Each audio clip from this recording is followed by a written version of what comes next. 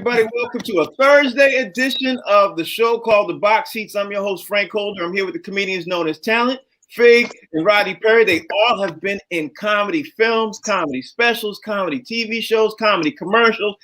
They've toured the country and everything, and now they are in a sports talk show where comedians talk sports. You know, first of all, before we jump into the show, how you guys doing today? How's everything? Great. I guess everything's okay because y'all are quiet today. Hey man, say the middle. Rodney said, great. I'm feeling great. This is a great day. Got some sleep last night. I'm energized. I'm ready to rock and roll, baby. Yeah, well, Rodney Perry's still tired from being in Coming to America. He's still stayed up late, you know, doing the what's that name of that app that you on all the time, Rodney? You doing that? You doing the I'll be on YouTube? Clubhouse, but I've been playing Madden, man. I just haven't been getting enough sleep, and so I got some sleep last night, man. I'm happy. That's really great. Let's jump into the show, y'all. You know how we do. Let's jump into the show. First thing up, you guys know how I always get down. I always get down with the COVID report. Today's COVID report, before we jump into the show, is going to shock you if you're sitting at home. I'm going to tell you why. Today's COVID report talks about Duke University and the men's basketball team. We all know how they get down. They have been getting into the ACC, the NCAA tournament every year for 24 straight years. But this year, because of COVID, they had to pull out of the ACC tournament for the first time in 24 years because several players got COVID. The Talent. Well, I'm going to ask you the first question. What's it feel like when you hear that Duke University is not going to be in the ACC tournament and the NCAA tournament is going to be put in jeopardy when you hear that?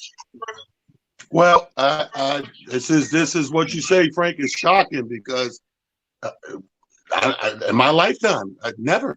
Like, so this is, when I hear this is news to the ears. Like, I don't know what this is going to do to the franchise. How do you bounce back? We already had a year setback with this whole weird COVID thing. And then in the middle of the COVID thing, you say, I'm not going to play. I'm not in that tournament at all. So I'm pulling out of that. I don't know what this does for Duke. I guess we can look at the future and see Duke coming back super stronger. That's the only thing I could do. You know, that's the only thing rest and staying away from something supposed to do. Or you miss a step. It is shocking news, though. I give you that. Yeah, never right. in my lifetime. Fig, what you think when you hear this real fast? Man, this is something else, man. What do you do when Duke ain't Duke? You Right. know, hey, listen, like Rodney Perry always say, you know, this tournament could be a steamy pile of Dookie without Duke. Oh, Rodney Perry, man, what's your thoughts, man? Rodney, we can't hear you. Rodney, we can't hear you. Say that one more time. I'm sorry. Here goes, guys, man. You know, and I appreciate y'all including me on this part of the conversation, but I don't believe in college sports at all. I don't care that Duke is not going. I wish everybody would get COVID in college until they became a pro. That's a horrible way to look at it. But okay, Rodney Perry, we're going to give you that one. All right, let me just move on to the next story, man. The next story, man, I was watching the sports last night. I found out Brandon Lee knocked out Samuel Tia in the third round. The knockout was cold-blooded. It was something that you want to see. The swing came out of nowhere, knocked this cold out. Now, before I jump into asking everybody what you thought and everything else, I'm going to bring in WBO boxer, Mr. Jamel Herring. He's a WBL junior lightweight champion. He's also a Marine. He got to fight and sees fight on a whole different perspective that we've never seen before. First of all, Jamel, thank you for joining the show, brother. We appreciate you joining the show, man. Thank you for that. Thank you. All right, Jamel, I want to ask you the first question, man. About the fight that, you know, first of all, the Brandon Lee knocked out Samuel Tia last night, man. I'm sure you saw the highlights. I know you know all about that. I want to ask you questions, but would you see fights that happen like this real fast? Because you one of these dudes knocking out people, man. Are you boxers getting faster, stronger? I mean, what's going on in the world of boxing? Hey, I think like athletes all around, you know, it's more scientific now, you know, athletes all around. Like now, athletes are doing a lot of different things than like say like, you know, Ray Leonard and them are doing in terms of preparing for fights. So, you know, you got like athletes proper nutrition, strength conditioning, and things of that nature. But yeah, man, and then also people sometimes forget that back in the day, they used to weigh in the same day of the fight. But now, you know, weigh in the day before the fight. So fighters are now, we're allowed to like rehydrate up to, you know, 20, 30 pounds in between, you know, those 24 hours. Wow. Right. Well, before I throw the questions to the fellas, man, let me ask you this one last question, because I know all the fellas got to ask you a question too. When you hear about the exhibition fights, man, are you as disgusted as we are, especially when you hear about Mike Tyson fighting and these dudes in the 50s? Dudes have passed the time, and we want to see these younger up and coming cats fighting. When you hear about exhibition fights like with Tyson, and I mean, just go on and on, all these dudes. How are you feeling about this? You know, it's crazy. Like just in like the past year or two now, it seems like it's become so regularly. You know what I mean? We would love to see those fights happen like back in maybe like 2003 when Jones and Tyson, you know, were still competing in their respective careers. But I look at it now as if anything, it's a hustle, because you know it's crazy. Like they getting paid, you know, millions just for an exhibition. So. You know, back then I'm not gonna knock that hustle, but yeah, it is crazy because then you have other deserving fighters who may feel like they deserve those type of, you know, those money purses or whatever. But I mean, you see people are tuning in, so it's more entertainment value than anything. But I look at it as a hustle. Right. Talent, you got a question for my man Jamel Herring? Oh, absolutely, Jamel. What's good? Welcome to the show, brother. What's going on? Right away, when I look at you, I think of that State Farm commercial when they got the standing and the doubles. They could do an NBA one. You could be Kyrie Irving. You look just like Kyrie. Hey, so listen, I'm used to hearing the alter ego of Chris Paul, Cliff Paul, with the mustache and the glasses. I'm used to hearing that one, you know what I mean? So yeah, I definitely enjoy it. Hey, State Farm when it hit me up, let me know. That's funny. And speaking of that, I did that as a segue into my question. In the business that you in, how is it? How hard or easy, or what's the details in you grabbing? Like when I see those guys getting the rings and they got certain sponsors, or they're wearing certain logos in their clothes or their shorts, or you know what I mean, the footwear, whatever case would be. Is that something that easily comes, or your agent's got to? I'm glad you asked that, because I actually try to encourage other fighters to get you have to have like a proper team around you. Like, you know, shout out to my girl Carla J. She's basically helped me get sponsorships and things like that. You have to have like, you know, a consultant or a branding team around you that goes out there and you know, and finds basically the sponsorship that basically fits you. Like some guys might be into this, so a certain sponsorship may grab their attention, but you'll be surprised. There's a lot of talent out there who don't know where to even begin or start in terms of getting sponsorship. So that's a good question, because yeah, it's a lot different. I feel like it's a lot difficult at times if you don't have the right team behind you who goes out there and you know, goes out there and works for you to go get the sponsorship. You know what I mean? I always wondered that. Right. My man Fig, you got a question for Jamel Herring? Yo, absolutely, man. I need to know now. I'm going back to what Frank said. Do you think that the sport is watered down? Like, we all know that sports is a business, right? But when you have exhibition fights like that and they make so much money, do you think that it sort of like hurts the true sport of boxing? Because like a guys like you know what I mean, who's still in their prime and still young fighting, like the purses are not the same. So you think those type of fights waters down what you guys are actually doing?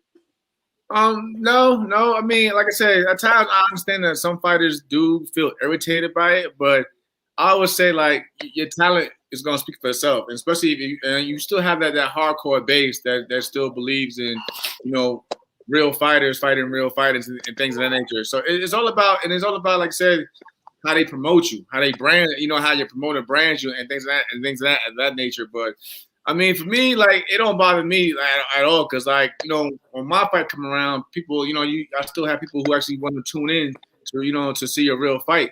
So, you know, you'll always have that base. As long as you have a strong base that you want to see those type of real fights, then, you know, it's all good. But if you really look at it, like say for instance, with all the like celebrity boxing, you know, those guys they're not really bringing in like the hardcore casual fans. They're basically bringing in like, you know, their fan base from maybe like their YouTube channels and things of that nature. Right. So So you know what I mean. So it's not like they're stealing their attention away from real people who actually appreciate the real fights for world titles and things like that. Like Jake Paul and them, they got millions and millions of followers just from YouTube videos. So of course their followers going to want to come in and and see how they do in a sporting event. And then you got the the networks and things of nature behind it. They see it as a hustle. So they're like, hey, if we get behind this, that's easy money because he brings this amount of attention to himself as it is. My man Rodney Perry, thank you for the question. My man Rodney Perry, you got a question for Jamel? Absolutely. What's up, Jamel, man? Always love to talk to one of the people that exercise the sweet science because I be trying to knock out Fig and Talent. So here goes, man. So like I've noticed, I'm a big fight fan. Big fan of Jamal Crawford, big fan of yours. How do guys like y'all that maybe not, you building a brand similar to us as comedians, right? So right. How do we help get your name out there? For me, I feel like social media is a big thing in today's world. Like if you look at, for me, like I'm always active on like Twitter, Instagram.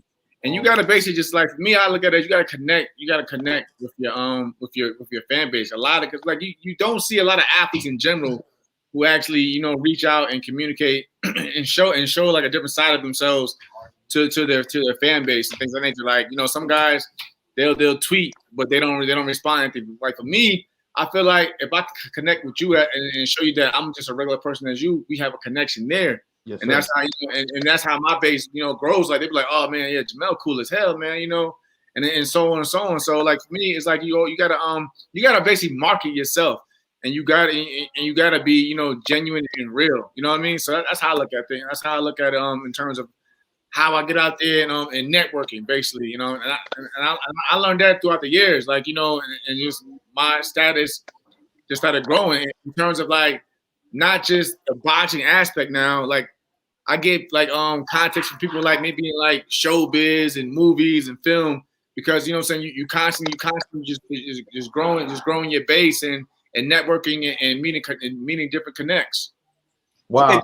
Hey, one more question. What's your nickname and how did you get it? Okay, like I said, people know me, my background, I was I'm a US Marine, I served from 2000 in early 2003. Well, thank you for your service, sir. Number 5, and that's my nickname. Number 5. And like for me, like when I turned professional after the Olympics, because I went to the Olympics in 2012 out in London. So after the Olympics, I had basically got out the service and I started my professional career. And I didn't have a nickname. I was just like whatever, just Jamel Henry. I wasn't thinking about like no crazy ass nickname like the Fighting Flash, other crazy man. Nah, I was just like let me get in the ring. Let me do my thing. So somebody came to me one day and was like, you're a Marine, man. I was like, yeah. And he was like, Semper Fi. And it just stuck with me, because like everybody who basically hears Semper Fi, they know you're connected with the Marine Corps. Yeah. So yeah. And I just took it and just kept it because and it's been with me since. So like, no matter what. Did you fight on active duty? Did you fight when you was on active duty? Yeah, I was in the I did most of my amateur career was in active duty. Like I said, I was a 2012 national champion. I went to qualify for the Olympics. I was actually the only Marine to compete in the Olympics that year out in London. So but yeah, most of I always give a lot of respect to the Marine Corps because most of my my knowledge and career as an amateur boxer, as an amateur boxer came from under the Marine Corps. So Jamel, let me just ask you this question. Hey, Frank, last thing I got. I'm right now, man. Let him speak. You gotta know Jamel is a killer. I know he's a killer. Go ahead. He's a killer. You don't want none of this dude. He's not going to shoot you. Hey, Jamel, let me just ask you a question because I know we don't have a lot of time with you. Let me ask you this question. What's your thoughts right now on when you hear about MMA taking a lot of time and a lot of fans away from professional boxing and everything else? Because I always wanted to ask a professional boxer, what's your feelings and what's your thoughts on this MMA situation? Because MMA seems to be overtaking a lot of the fans, a lot of the sponsorship, a lot of the ad dollars, a lot of everything away from boxing that we grew up on. I mean, what's your thoughts when you hear about that? I feel that's like this. Like, hey, I don't hate on it. I mean, you got for us, it's like you got to step your game up. It's competition. Mm-hmm. So you know what I mean. Instead of don't get mad, don't get angry, don't envy it. Nah, man, step your game. I'm talking about like boxing as a whole needs to step it up. Like for instance, like you got put it out. Even with these celebrity boxing matches, like some of the we see a lot of good fighters, but you also notice that a lot of these great fighters, they're not fighting each other. That hurts the sport. That's why you see like the UFC, the best are fighting the best, you know what I mean, and things of that nature. Or like we're losing attention because people are more tuned into like, well, they want to see their favorite actor get in the ring, or you know what I'm saying, and fight another another rival actor or whatever, and things of that nature. So like I feel as if boxing needs to get that fan base back. Fighters need to start fighting the best out there. You know, a lot of these guys, especially younger fighters, they look at it as, you know, they're trying to get the most money, which is cool, you know, get your money and everything, but they're not, you know, putting fans in the seats to see the fights that the fans really want to see. So I feel like if boxing wants to get that you know, that core that they had lost, they got to start, you know, the best got to start competing against the best out there. Well, Jamel, if more people keep getting knocked out like Nate Robinson, I think fans will become. I'm hurt. But listen, I'm a New Yorker, and I grew up as a Knicks fan through the ups and downs and everything. A Knicks fan, I'm gonna stay behind my Knicks. But when he came out there with the Knicks colors on, and he got put to sleep by a YouTuber, remind you, Nate is an athlete. Right. Man, listen, man. I wanted to cry when we didn't get Durant and Kyrie over. We lost. It's like New York can't catch a break, man. You're right about that. But Jamel, thank you for taking the time. I know you're a trainer. I don't want to take up more of your time, man. I promise only 5 minutes of your time, 10 minutes of your time. Can you tell everybody out there how they can follow you and stay in attention? Hey, I appreciate you guys. Hey, I appreciate you guys having me on. We like I said, we gotta chop it up again sometime in the future, though. Honestly, man. Hey, anytime you want to come on, Jamel, and don't be saying no 5 minutes. Hey, I got you. Jamel said 5 minutes. I said 5 minutes. I said cool. If he's gonna give me 5 minutes, I'm gonna take the 5 minutes. Hey, if you guys, you know, you can reach me at Jamel Herring. I keep it real simple. I don't do all those crazy names, and you know, keep it simple. That's another thing, man. Athletes, keep it simple. If you want these sponsors to find you, just put your name out there. None of the sexy fighter. No, man, keep it simple. Jamel, thank you for joining the show, man. We appreciate y'all. Y'all sitting there right there. That's WBO Junior lightweight champion, Jamel Herring, man. Thank you for joining the show, Jamel. We appreciate you. Take care, bro. All right, y'all. That was Mr. Jamel Herring. I was really excited to have him on. I wanted to surprise you all with that. That's all I need. Yeah, that you know how you gotta surprise you all. Make it spicy every now and then. You know what I'm saying? Make it spicy every now and then. Why would you tell them 5 minutes though? That ain't enough time. No, I didn't tell them 5 minutes. They told me 5 minutes. I ain't telling 5 minutes. Like I'm gonna take what I can get. And don't tell me how to run my show, damn it. Let me do this. Why would you do that, Frank? Why would you do that? Why you gotta do this? Let me do this. Why would you do that? 5 minutes. You tell them motherfuckers we're a hot show. You tell them we a hot show. If you can't do 10 minutes, you can't come on. No, I'm not doing that. I'm not doing that. I'm gonna take what I can get. I would take what I can get. Yeah. That's what I want to know a new background though. We gotta get you a new background. I can't hear you. I want to know which celebrity. I want to know which celebrity or singer that he would knock out. Let's finish doing the show. I want to know which. Yeah, let's finish doing the show, y'all. Let's jump into it, man. The next thing I want to talk about, because we don't talk about baseball, let me just throw this out there for my fans out there who said one thing about baseball. Stanton and Torres hit back-to-back homers for the Yankees last night, right? Yeah. They were pretty phenomenal. Everybody now in the baseball circles is talking about how New York Yankees could literally be making a comeback this year. And I'm going to say this right now. It's so early. It's Grapefruit League. I don't understand why people get excited and during this time, but people do. So I'm gonna throw it out to my Yankee fans. I'm gonna ask you, talent, are we getting too hyped too early? Because Stanton and him hit back to back. These guys definitely are showing power for the Yankees. That's for sure. Do you think that? Hell no. Stay hyped, baby. Don't call it a comeback. We've been here for years. New York Yankees, are you crazy? Of course we back, baby. We Okay. never went nowhere. We took a timeout. We took a lunch break. When you got 25 chips, you got to take a lunch break. You understand what I'm saying? You got to take a lunch break. You know, that's a whole different metabolism right there. And Right. Rodney be talking about LeBron's a champion. The Yankees are champions 25. You'll never see that again in your lifetime. We took a break. But All don't right. call it a comeback. We've been here for years. All right, Fig. Is it a comeback or y'all been here for years? What you think? Man, we've been here forever since the beginning, baby. Let me tell you something.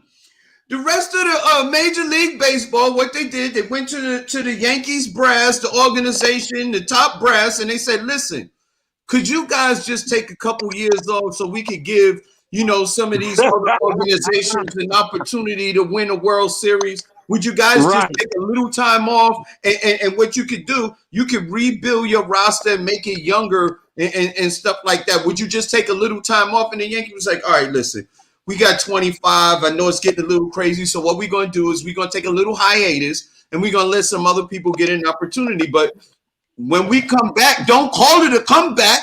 I've been here for years. Right.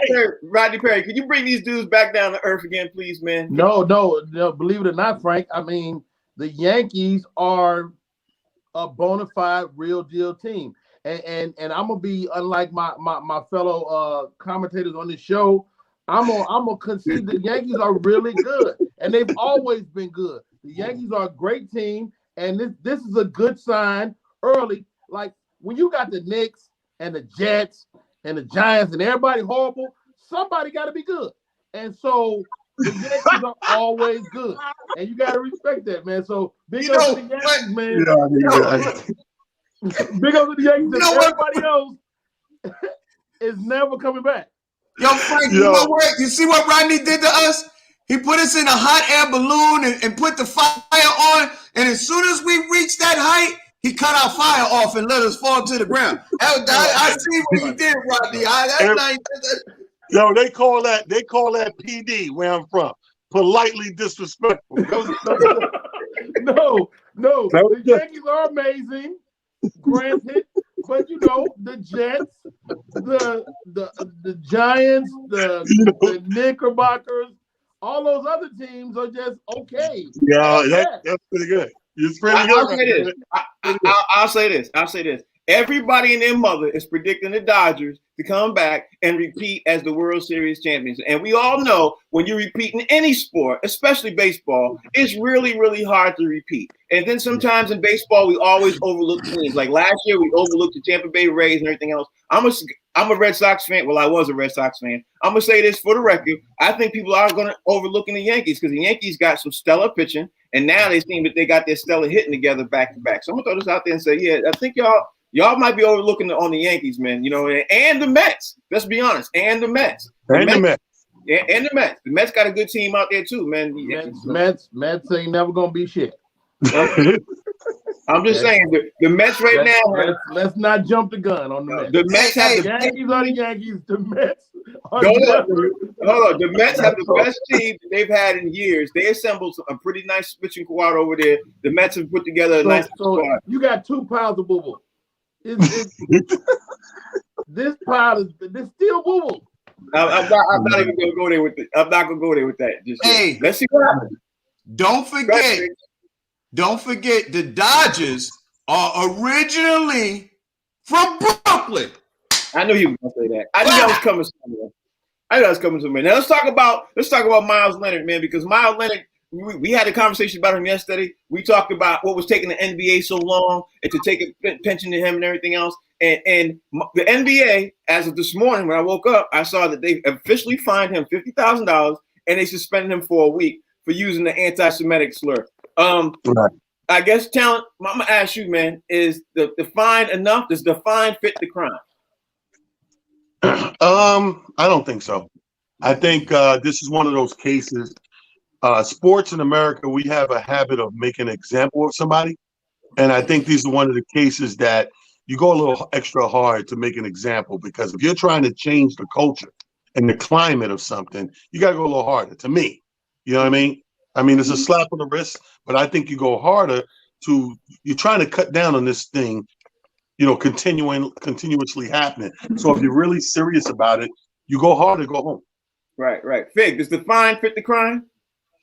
You know, I'm not really sure, man. To me, it depends on how many games he's going to play in the week that he's actually got suspended for, because, you know, it's really about game checks. $50,000 is a lot of money.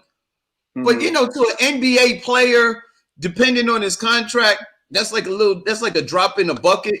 And then, you know, suspending him for a week. How many games are you playing in that week that they suspend you for? Because, you know, you got game day checks. So if it's 3 games within that week, then you losing 3 game checks. That's a lot of money. You know what I mean? So it really depends. But here's the thing, Frank. Why it seems strange what this guy did, but he was in his home and he was on a gaming system in the comfort of his house, and he was talking junk to somebody that he was playing against, and now it's costing him this amount of money. It's like you don't even have privacy in your own home. That's scary. Yeah, that's a whole other conversation, though. I agree with that. That's a whole other conversation. But Rodney Perry, does the fine fit the crime? You know what? Watch what you say, man. We talked about it yesterday in regards to sexual harassment and doing the right thing. And we're in a world where you got to be doing the right thing all the time. And if you decide to do, you have to assume you're always in the public. Like people be on Clubhouse and be talking. I'll be like, you got to assume that everybody in the world can hear you. And the moment you don't assume that, that's when you get yourself in trouble. I'm a gamer. When I'm on that headset, I'm always thinking about who's listening. That everything is public until it's not public. You are not in the privacy of your own home. You are on a public forum. Long as you think about that, you should be fine. So does the crime fit the punishment? But the punishment fit the crime? Yes. Can I ask you a question, Rodney Perry? Why is that an Adidas sweatsuit you got on with that hat looking like Jam Master Jay? I just want to know. It is. It okay. is. All right. Okay. Just looking. All right. This not fly? It's fly. It's fly. Brother give a nice, solid comment and opinion, and all he come away with it. And let me ask you something. Where you get that jacket from? That's pretty cool. Right. Yo, he totally threw me when I was like, yo, that's an Adidas sweatsuit with that hat he got on. All right. Okay. All right.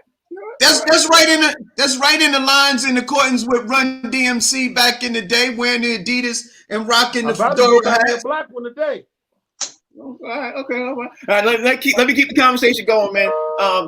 Talent, because I don't. Since we talk about the NBA, man, Zion got added to the Team USA roster with Julius Randle, Zach LaVine, Trae Young, Fred VanVleet, Greg Popovich. They starting in July.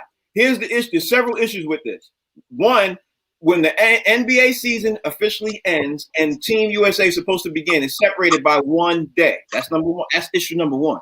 Issue number two is they will be in more of a bubble than they were having here because it's the Olympics. The Olympic Committee is settled on even more of a bubble and less people visiting and everything else right now. Do you think the NBA players are going to be able to see that through? Or do you think they're going to have even more difficulty playing in the Olympics because of the restraints of COVID? What you think, Talent? Well, first of all, we're going to lose. Okay. No, I don't have that much faith in the lineup so far. I think, but I think they'll handle it. And the reason I say that, Frank, because some of the names you name are guys that are not under the same constraints and strenuous daily activities as the higher profile guys. So these are guys like right to me that one little tier underneath the higher profile guys who are always doing everything. They lead the practice, they go shoot a commercial, they lead a commercial, they go to a meeting, they go make a wish foundation. These guys are constantly moving, doing community in and out stuff on top of playing and practicing. Now, these guys, on the other hand, I think they can handle it, Frank. You talk about Julius Randle and those guys. I think they can handle it. Do I think they're going to bring home a gold medal? Yeah. I see the face. I see the face. What you think? Yeah, man. Listen, man. I think what happens is these are some of the younger cats in the league. You know what I mean? The up and comers. You know what I mean? I think this is going to be the next generation of stars in the NBA, and usually when you take young players and you send them to the Olympics, that's usually so they can get the focus on those guys like that, and they usually end up being the next guys. You know what I mean? They usually be the faces of the league, if you will. So I think they'll be able to handle the bubble. You know what I mean? They're young cats. You know what I mean? In a bubble situation, I think they're young enough to be able to handle it. You know. Okay. All right, Rodney Perry, man, what you think? I mean, we talk about the end of the season. If you don't go to the playoffs, it's not going to be a big issue. And my man down there in New Orleans, they're going to find a way to give him some time if he need it. You know, if he may not. You know, if he needs some time, I'm sure because he's a star, they're going to create some time for him. So, and again, I'm not a big fan of the guy, but the guy is pretty dynamic, man. And he's been killing. And his last few weeks, he might end up in the playoff and have to come late anyway. So big up to Team USA. I don't think they're going to get tore up. You know, I think they're going to do pretty good. Oh, okay. You think they're going to do – okay. I'll say this for the record. In my opinion, I don't know how any of these young dudes are going to handle it because the bubble is supposed to even shrink tighter. They're not going to have family and friends with them. They could be away literally from their team and family members for 60 days. And we saw how they acted after 30 days. After 60 days, you know, bro, I think it's going to be no haircuts. No, I mean. They're going to get their ass blown out. Say it, Frank. They're getting blown out by Yugoslavia. Probably. I mean, it's probably because they're not going to have the things that they're used to. And even the ones who are used to the bubble, they're even going to even be tighter constraints than the ones who are used to the bubble. There's no haircuts. I mean, absolutely nothing. They're going to be in their rooms. Food going to come to them. I think they're going to hit real hardship. That's my thoughts. You know what I mean? That's the only way they're going to win. Is it going to be the same treatment for everybody? Everybody got to, like all the other teams got to go through the same thing? So Yeah. as far as I'm concerned, it's equal, man. You know what I mean? No, listen. I know a lot of people don't have a lot of confidence in Zion because, you know, some people, not me, I'm not one of them, to compare him to LeBron James. He's not LeBron James, but this kid's a force of nature, man. He's averaging 20 plus points a game. And, I mean, we're not talking about individual players because we understand that. I'm talking about teams as a whole. Like the teams as a whole, would they be able to handle it? Because if 2 or 3 guys can't handle it, it can affect the team. But I will say this too. Let me throw this out there and say this too. I think our athletes overall are pampered more than athletes worldwide. So the athletes on the other side of the world will be able to handle this more so than our athletes. That's my thoughts. You know what I mean? That's why I think, you know, I think all those athletes all around the world, they all try to come here because we have more money. We have more things. We got more endorsements, you know, and they get pampered more here. Is this a fake? They spoil you. They do. They spoil you. Yeah, they are. All these other countries, as soon as the Olympics over, they go back to running the fish market. Or whatever. You know what I mean? And that's true. They go back to real life. Yeah, I'm telling you, figures like I'm dead serious, yo. Like, what are y'all talking about? Like, what are y'all talking about? We're talking about the best athletes in the world, and they everybody's pampered. No, everybody's pampered. No, they're not. No, they're not. Not these other countries. Where y'all from? Where y'all live? We live in this spoiled bitch. Oh, okay, I'm talking about. I thought maybe y'all spent some time abroad and y'all live. We did. I have. We've been abroad. I have been abroad. How long ago, Frank? Before the pandemic. Yeah, basically before the pandemic. How many decades? Listen, again, this is my show. I ask the questions. Let me ask the questions. You do the answer. Okay. You do the answer. No. You know, again, y'all bringing up y'all be saying all these sweeping movements, and it don't make sense. And if I push back, I'm an asshole. But I'm an asshole. No. You know what? You Jam Master Jay. You're not an asshole. I do agree with Rodney a little bit. Because European players do make millions of dollars over there too. You know, their stars make a lot of money too. You're talking about European basketball players. I'm talking about the Olympics with all the sports. Are we not talking about basketball? No, I'm saying my statement was overall the pampered sports. My last statement was overall the last athletes overall. These athletes here get pampered because once you become a professional in almost any sport in the U.S., you're more pampered than you are all over the world. It's just my point. That was my point. But the basketball players worldwide, yeah, some of them pampered, but the USA basketball players are pampered more than who gave Frank remote control? All right, yo, let me keep this. Let me ask you this, man, because Fig did bring up Bronny. I mean, he did bring up LeBron. I want to bring up Bronny, man. And I read an article about Bronny last night, man. And I'm gonna throw this out there to you all because this is a serious question for me. Do you all think? And I'm gonna start with Talent. Do you think, first of all, Talent? Do you think Bronny's gonna make the league? And if he does, do you think it's gonna be political? Because the stuff I've been reading in some articles is that he's really not good enough to make the NBA right now, and he's not on pace to be an NBA. He's a good high school player, but they don't see the trajectory of him making it to the NBA. So do you think the politics of who his dad is can land him in the NBA because he's LeBron's son? But first of all, absolutely, we know that. Like I was saying, of course he's going to make the league, and of course it's going to be political because there's no way he don't make the league. 1 second. Bronny, his father is the face of the league. It would be blasphemy to not make the league. Now, here's what they got to do. There's a compromise here. Because of royalty, like Rodney would say, LeBron's sperm is royalty, right? So because of royalty, you get the right to get in. Now, staying power, that's different. That's going to come down to your work ethic and your skill, because Daddy ain't going to be in the league that much longer. Right. All right. Greg, what you think? I do believe that he'll get in based on name alone. And I do agree with Talent that his staying power will have to be according to his skill level and if he could measure up after he gets there. But I think he'll get a shot, even if he ends up in the G League in the beginning or whatever and stuff like that. I think he'll get more of an opportunity than just a regular kid on the street. I can tell you that much. I tell you all right now, I think the league wants him to make it. I think the league is going to do everything they can do to make sure he does make it. Yeah, Rodney Perry, what you think? I mean, this is the difference between him and his father. First of all, he's not the player his dad is, and he might never achieve that. And that's what he's up against, right? And so you gotta wrap your mind around this. He's probably gonna go to college, right? He's not gonna come straight out of high school. He's not gonna do that. And so after college, he probably will be a viable NBA player because he's got all the looks. He's been playing AAU since he could walk. I mean, the guy's a really good player. And so with college, I think that could put him at the right level to be a great pro player.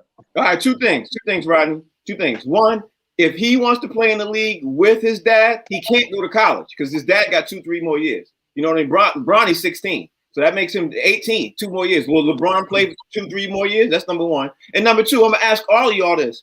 If LeBron was not his dad, Talent, do you think he'd even make the league? Let's just say LeBron, he was coming up by himself with the same skill set as Probably not. Because in a real situation, first of all, we're skipping over like what Rodney just said about school. In a real situation, he's not Bron, he's just some kid. He's probably going to try to go to college and play for a team if he wanted to.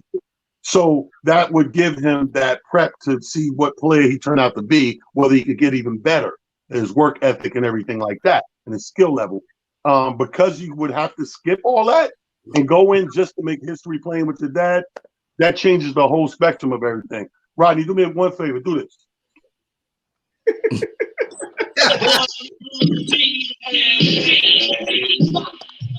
Go, Rodney. Let me ask Rodney since he just did that. Rodney, what you think? I mean, I think I commented on this already, but my question to you is if LeBron wasn't his dad, would he make in the league? That's the question. I think that's absurd to even consider that because LeBron is his dad. I know, like, but I'm just why saying. would I what if that? LeBron is his dad. LeBron my dad. Shit, I'll be in the league. But you know what? Big dad, he will be in the league. My Yes, point is even worse. We covered that. My point is, a regular player, Fig, with a regular skill set, would not make it into the league The if kid they is had his good, exact Frank. skills. The kid What? is freaking good. Like, because I'm not LeBron saying- is his father. He's a really good athlete. He's got all his mama is an athlete. Yes, he would make the league. Yes. Okay, Fig, He'd be what you good. think? You know, I have to see. I've seen clips of him, and he looks like a young kid playing basketball, and I think what the thing is, I think he's being judged based on his father's ability, and because he's not probably at the same position that his father was at the same age, people are probably saying that he's not that good. He may be good for his age group, but not on the same trajectory as his father. So people are saying that his skills are diminished. He might be a good player right now at the level that he's on, and because LeBron James is his father, he has the potential of being a lot better. All right, let me change the subject. LaMarcus Aldridge last night got literally somewhat released from San Antonio in the middle of the season, right after the All-Star game, because the San Antonio Spurs were having a hard time trading him. So they kind of let him go, and they made this big press release they put out on him and everything else. I'm gonna ask you, Talent, do you think there's something more to this LaMarcus Aldridge getting released the way he got released from San Antonio, or no? It's just average NBA dealing. It has to be something more to the story. That, you know, one thing about us, we've been watching this our entire lives, and we've seen how things go down. We know how things are supposed to go down, most likely to go down. So when something fishy or weird happens in a weird way, you have to know it's more to the story, especially from an established empire, if you will, like the Spurs. The Spurs are a powerhouse established 6-7 times over, that when they make a move like this with a big player, this is not a guy we don't know. This is a guy who put numbers up that we know. This is a guy who was indeed franchised himself at one time. Right. Matter of fact, Fig, his numbers have dropped dramatically, and everybody was upset, seemed to be at San Antonio. And I think they got so upset that they started to try to dish him. And I think it's more to the story. What you think? You know, it definitely piggybacking off of what Talent said, because we know the pedigree of a San Antonio Spurs and Coach Popovich over there, that whole organization, and the way they keep things under wraps. I think that there is more to the story, because you don't release a player of his caliber just like that. And San Antonio is known to hold on to their players beyond their prime. Like, just think about San Antonio and the players that's been on that team, and how long they actually lasted beyond their best years. So to release a player of Aldridge's caliber at such a, you know, at this point in the season, it screams there's something more to the story. Rodney Perry, what's your thoughts, man? Because LaMarcus Aldridge suspiciously got released from San Antonio. Like, what's going on? What you think? I'm trying to figure out what's suspicious. The guy is a bust. The guy is a bust. He's been a bust. He came there. He got injured the first day. He blew his first season. He finally started playing a little good. They was trying to hand over the reins to him way before they got Kawhi Leonard. They was trying to give it to Lamar Aldridge. I mean, and he's a bust. The guy's a bust. He's been a bust. They've been trying to unload this piece of shit. They've been trying to get rid of him for years. And now they finally realize we can't get nothing for him. Let him go. Let him go. Get him out of here. Somebody come get him out of here. Peter, big peppers. Get him out of here. Get him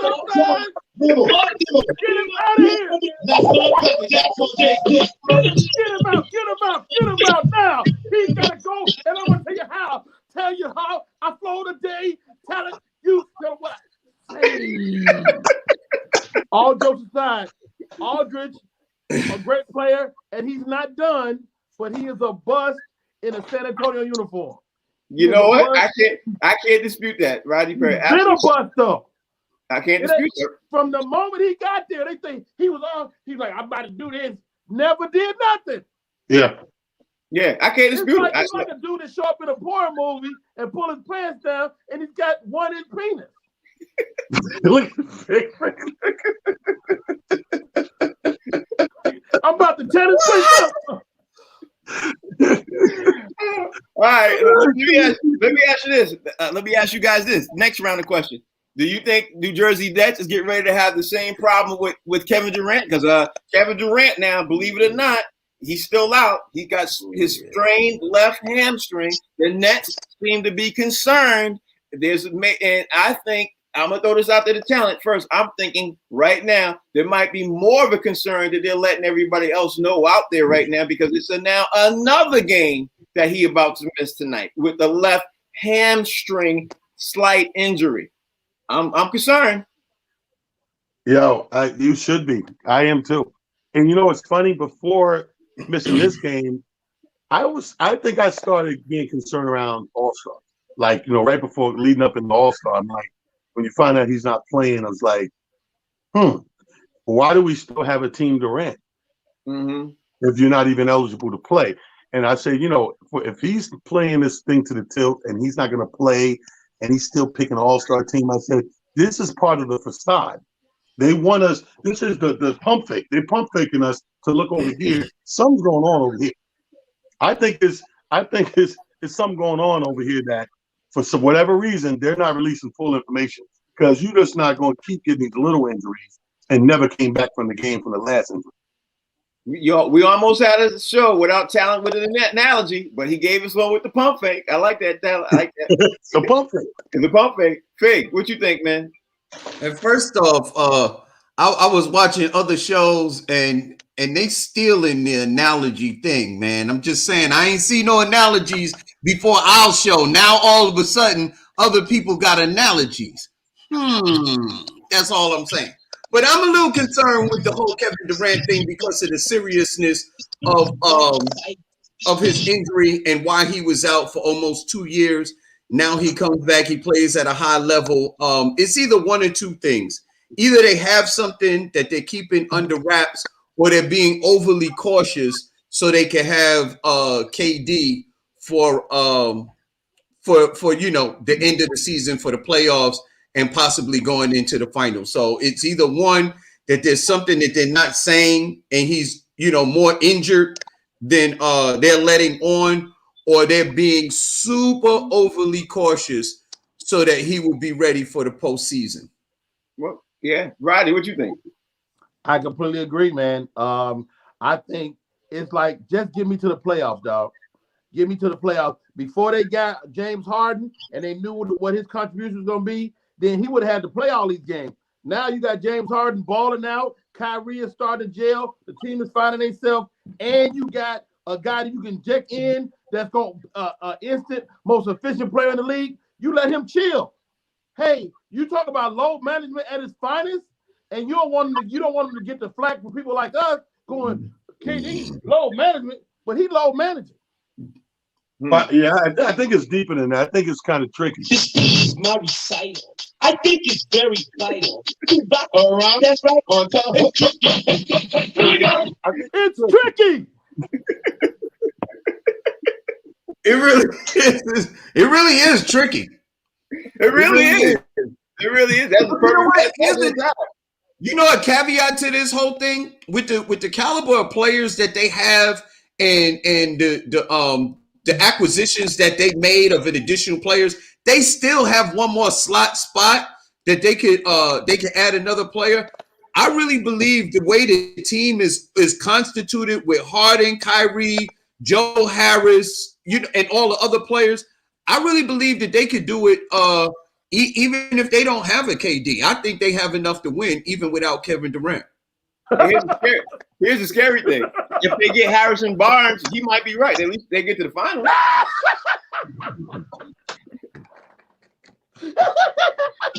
Absolutely.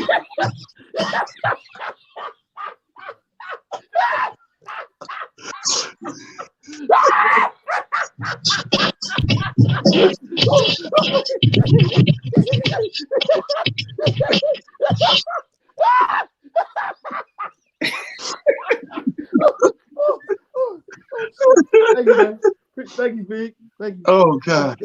Oh my God. You clearly, Rodney disagrees. I'd like to hear why. Hey man, the show is over. We gotta go. Fig, he's a Laker fan. That's what you go get. Yo, I'm gonna say this. I get it. I understand. All I'm gonna say is this. You saying that James Harden without KD? Yes. James Harden has been able to carry the Houston Rockets in the West to almost the Western. Wait a minute. Let me finish. Almost the Western Conference Finals, and he didn't have a team halfway as good as the team that the Nets have now. He didn't have Kyrie Irving, Joe Harris. He didn't have Blake Griffin, DeAndre Jordan. He didn't have a whole bunch of those players with him. You're absolutely right. I can't even disagree with that. Anybody who thinks that's funny, just they just don't know basketball. Okay. Because what Big said is absolutely right. Bet it. Bet what? Whatever. What's the term? That what the Nets not going to make to the finals? If KD don't play no more. Yeah, but KD's gonna play. That's a crazy bet. KD's gonna play. So why are we talking about this? He was. I believe they have enough, even if KD doesn't play, because they still have another roster spot that they looking to fill right now. And they added They already added Blake Griffin. They got DeAndre Jordan. They got Kyrie Irving. They got James Harden. They got Joe Harris. Joe Harris is probably arguably one of the top 3 3-point shooters in the NBA. And we know that James Harden could put up numbers. Okay. Fig. That all sounds great. Okay. But, and with all due respect, you're talking about a bunch of losers. James Harden, loser number 1. Kyrie, loser number 2. Kyrie got an NBA championship, Rodney Perry. With who? The Cleveland Cavaliers. With Boston? With Boston? The Cleveland Cavaliers. With Boston? Did he get one with Boston? He got one with Cleveland Cavaliers. He went somewhere else out to Boston. Where he go out to Boston? He went to New Jersey. He played with the Nets last year. Did they do? Okay. Okay. He was injured last year. I know. People get injured. You're right. So these are the guys you're resting your theory on. Your theory is centered around those two, and they couldn't get it done. Well, on that note, we got to get ready to go. We're arguing him. We got to do this tomorrow. We're arguing him tomorrow. Talent, tell everybody out there how they can follow you, bro. On Twitter, and it's just comedy. Facebook, King Talent. Instagram, Talent the Comedian. Yo, Fig.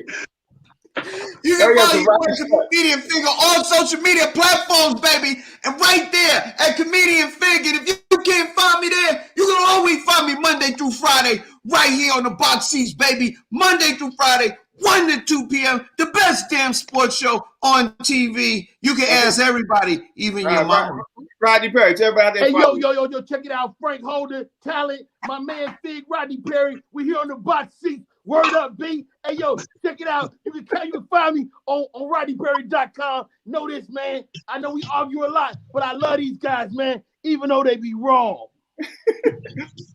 I need to thank Jamel Herring for joining the show today, WBL Junior Lightweight Champion and a Marine. You're thanking him for his service. Thanking him for joining the show. We appreciate that. That is Rodney Perry. That is Fig. That is Talent. The show is called The Box Seats. We are on the Humor Mill channel. Thank y'all for watching. Tomorrow, another guest. Surprise. We're going to put it all together starting at 1 o'clock. You don't want to miss it. We're on the Humor Mill channel. The show's called The Box Seats. We'll see y'all tomorrow. Same bat time. Same bat channel.